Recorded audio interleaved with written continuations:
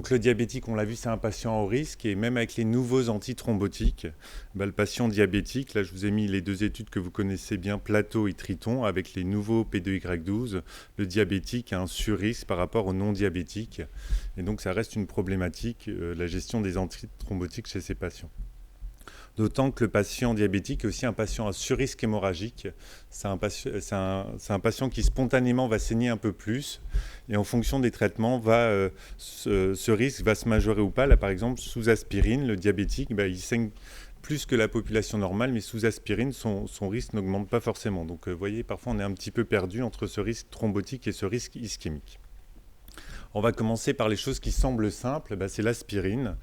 L'aspirine, les recommandations sont assez claires. Vous donnez entre 75 à 160 mg d'aspirine par jour chez votre patient diabétique en prévention secondaire.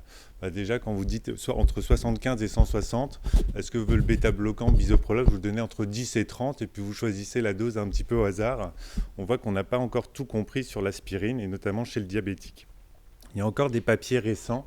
J'espère que vous voyez un papier de Deepak Bach de 2017 qui compare trois types d'aspirine, l'aspirine gastroprotégée, l'aspirine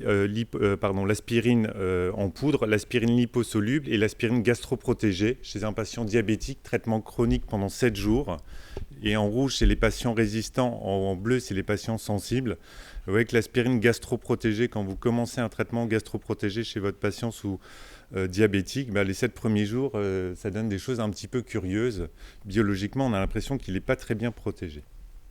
Et finalement, on redécouvre un petit peu la pharmacocinétique de l'aspirine chez le patient diabétique, la pharmacodynamique et la pharmacocinétique. D'une part, il y a souvent des problèmes d'absorption. On voit que le patient diabétique qui est souvent obèse absorbe moins bien l'aspirine. Alors ça, c'est un problème relativement simple parce qu'en fait, chez un patient standard, 25 à 50 mg d'aspirine, ça suffit. Donc chez l'obèse, finalement, 75 à 100 mg, ça doit suffire pour avoir l'effet d'acétylation des plaquettes. Et le deuxième souci qui va se poser, c'est le problème de turnover plaquettaire chez ces patients-là avec l'aspirine. Et en fait, quand vous donnez de l'aspirine à un patient, vous n'allez pas inhiber du tout le récepteur, vous allez inhiber la synthèse de cyclooxygénase, la synthèse de thromboxane via la cyclooxygénase, et votre récepteur reste fonctionnel. Ce qui fait qu'en fait, les plaquettes qui ont vu l'aspirine, les plaquettes en verte, si de nouvelles plaquettes vont arriver, ces nouvelles plaquettes peuvent synthétiser du thromboxane et activer les plaquettes via leurs récepteurs. Et c'est l'hypothèse qu'on fait dans l'étude Andaman à laquelle vous participez. On teste chez le patient diabétique le fait de donner l'aspirine plutôt en 2 prises par jour plutôt qu'une prise, parce que quand on regarde un petit peu les études biologiques, on voit qu'à 12 heures, il y a une espèce de décrochage et une nouvelle synthèse de thromboxane qui réactive l'agrégation plaquettaire. Donc vous voyez que chez le patient diabétique, l'aspirine en prévention secondaire, tout n'est pas encore dit. On en a parlé un petit peu tout à l'heure. En prévention primaire, c'est encore pire, c'est encore plus flou. On sait grosso modo que ça soit dans l'étude ASCENT, mais c'est exactement ce qu'il y avait dans la méta-analyse de l'antitrialiste. En prévention primaire, il y a 12% de réduction des événements cardiovasculaires. Alors Rémi va dire, c'est très bien, ça marche, 12% de réduction d'infarctus, moi c'est ce que je veux. Mais sur des événements très rares, finalement, la balance bénéfice-risque n'est pas terrible. Qu'on prenne des patients à faible risque, à moyen risque ou à fort risque, vous voyez, vous allez éviter quelques événements, mais vous allez faire saigner aussi plus vos patients. Et finalement, c'est tout le problème de la prévention primaire, c'est ce qu'on discutait tout à l'heure. Où est-ce que je mets le cut-off et comment j'essaye de screener cette prévention primaire? Alors, est-ce que c'est par des Doppler? Est-ce que c'est par du score calcique? C'est encore le débat, mais en tout cas, c'est sûr que l'aspirine en prévention primaire systématique, c'est pas terrible. Quand on passe un petit peu au P2Y12, alors les P2Y12, là on l'utilise le plus, c'est dans le syndrome coronaire aigu. Le premier qu'on avait, c'est clopidogrel, et clopidogrel marche vraiment pas bien chez le diabétique. Je vous ai mis une diapositive ici, on le voit sur les doses de charge, mais c'est vrai aussi sur les doses d'entretien. Le clopidogrel n'est pas une très bonne molécule chez le patient diabétique, notamment à cause du métabolisme via les estérases au niveau digestif chez les patients diabétiques. Et clairement, que ce soit le ticagrelor ou le prasugrel, ces molécules font mieux que le clopidogrel, et c'est les molécules à utiliser dans le syndrome coronaire aigu. Alors, est-ce qu'il vaut mieux utiliser le ticagrelor ou le prasugrel chez ces patients-là? Au niveau biologique, on a des résultats souvent un petit peu similaires. Quand on regarde ISA-REACT, que vous avez tous vu passer cet été, regardez le sous-groupe diabétique.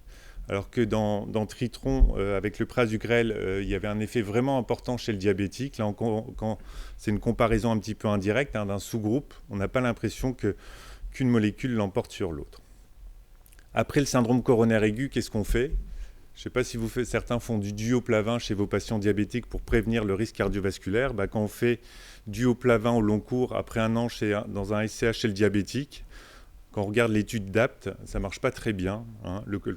Aspirine clopidogrel versus aspirine seule, ça ne fait pas terrible. Ça fait un peu plus saigner, ça réduit rien du tout dans le sous-groupe des patients diabétiques. Allons un petit peu plus loin. Est-ce qu'il faut prolonger la bithérapie après un SCA avec du ticagrelor?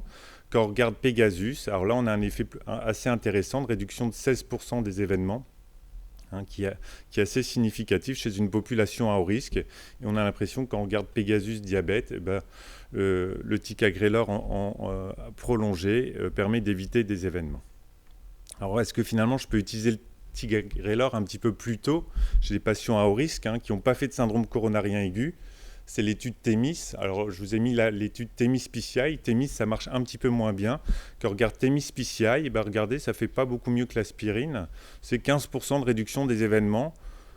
Donc, on a une réduction qui est significative, mais quand même, on aurait pu s'attendre un petit peu à mieux chez des patients diabétiques à haut risque, puisqu'ils ont tous eu une angioplastie. C'est des vrais coronariens. Et cette efficacité, elle se fait au prix quand même d'une augmentation des hémorragies qui est significative. Dernière piste, finalement, c'est on ajoute toujours les traitements. C'est comme ce qu'on fait avec les analogues GLP-1. On empile les traitements.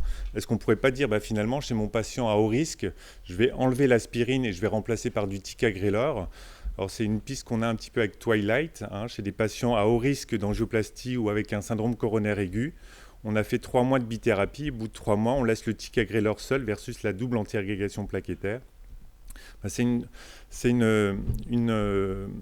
stratégie qui semble intéressante parce que chez ces patients-là, on a quand même une réduction, que ce soit dans le sous-groupe des patients diabétiques versus non diabétiques, on a une réduction des événements hémorragiques avec une efficacité qui est conservée. Donc le fait de faire ticagrelor seul, ça fait moins saigner, ça fait aussi bien que ticagrelor aspirine. Alors est-ce que c'est la stratégie éventuellement à envisager chez certains patients à haut risque? Pourquoi pas? Finalement, est-ce qu'il y a d'autres alternatives? Il y avait l'alternative, et on parlait des molécules qu'on n'a pas en France. Les cardiologues n'ont pas de leçons à donner aux diabétologues, parce que qu'on passe le rivaroxaban 2,5x2 chez nos diabétiques artéritiques qui sont amputés, il va falloir s'en passer. Chez nos diabétiques coronariens, il va falloir s'en passer aussi, trouver peut-être d'autres stratégies, mais quand même, chez les patients diabétiques, on voit qu'avec le rivaroxaban, on réduisait quand même plutôt bien les événements, pareil avec un surrisque hémorragique important.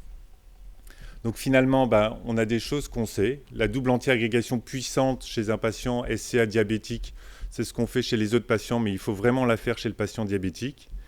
Après, est-ce qu'il faut prolonger avec un P2Y12 seul par monothérapie, notamment avec le ticagrelor? Pourquoi pas? Au-delà d'un an, vous voyez que les choses sont ouvertes, c'est pas très clair. Et probablement qu'il n'y a pas une stratégie antithrombotique chez le patient diabétique, mais ça va être un petit peu à la carte en fonction de ses facteurs de risque. Est-ce qu'on est en prévention primaire avec de l'athérome, même asymptomatique, secondaire ou secondaire avec un infarctus? Il y a tout un continuum, mais je pense que tous les diabétiques ne sont pas égaux. Et il faut adapter notre stratégie antithrombotique. Je vous remercie de votre attention.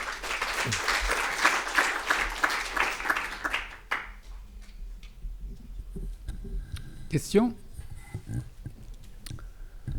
Alors cette histoire de plaquettes plus grosses, plus actives, rapide turnover chez le patient diabétique, et donc il faut taper plus fort en termes d'antiplaquettaires, on oublie ou parce que là le panorama il est quand même terrible, quand les antiplaquettaires chez le diabétique. On voit, si vraiment c'était qu'une histoire de turnover plaquettaire, il n'y a pas de raison qu'en prévention primaire ou chez des artéritiques ça ne marche pas, et on est quand même un petit peu déçus. Donc je pense qu'il n'y a pas que le turnover plaquettaire, il y a aussi tout ce qui est glycation qui joue aussi de façon importante. On voit que souvent les événements thrombotiques sont corrélés à l'hémoglobine glyquée, donc je pense que c'est plus complexe que simplement le turnover plaquettaire, même si c'est une des pistes. Mais on l'a vu, c'est un peu comme dans la F1, hein, il y a tous les triggers, ça marche par des mécanismes multiples et c'est difficile d'en cibler qu'un. Il y a aussi pas mal de choses maintenant qui sortent sur thrombose et inflammation, avec tout ce qui est nétose, etc. Et ça pourrait être une piste aussi, tout ce qui est anti-inflammatoire, notamment comme on a vu avec la colcote et la colchicine, pourquoi pas chez les patients diabétiques. Ça va encore allonger la liste des traitements. C'est un médicament qu'on a, hein, la colchicine. Hein. Alors, la glycation, ce qu'on sait, c'est que ça favorise la calcification. L'artérite du diabète, elle est particulière à cause de ça. Il y a des patients qui sont amputés, qui ont eu des analyses anapathes de leurs pieds ou de leurs jambes. Et en fait, ils ont les artères très calcifiées. Il n'y a quasiment pas de plaques d'athérome. Est-ce que ça expliquerait cette résistance? Alors, c'est des patients vraiment très très graves. Et alors là, je pense que je suis pas sûr que le traitement antiplaquettaire marche. Et c'est peut-être pour ça que le traitement anticoagulant marche particulièrement bien, comme dans Compass.